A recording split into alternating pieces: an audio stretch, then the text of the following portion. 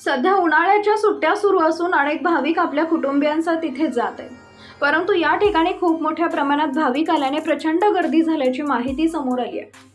हल्ली समाज माध्यमांमुळे दुर्बीण भागातील व्हिडिओ, फोटो पाहणं देखील शक्य झालंय.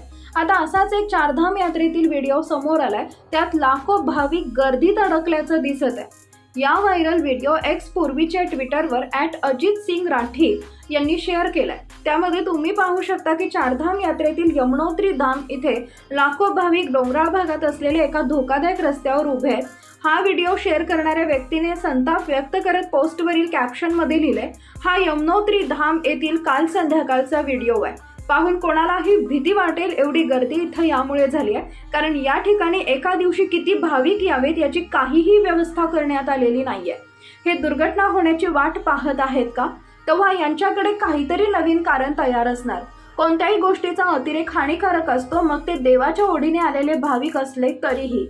असं असलं तरी मित्रांनो, यातील 90% लोक रील्स आणि व्हिडिओ बनवण्यासाठी आलेले आहेत, तर बाकीचे 10% लोक श्रद्धेपोटी आलेले आहेत. अशाच कमेंट्स बऱ्याच लोकांनी केलेल्या आहेत.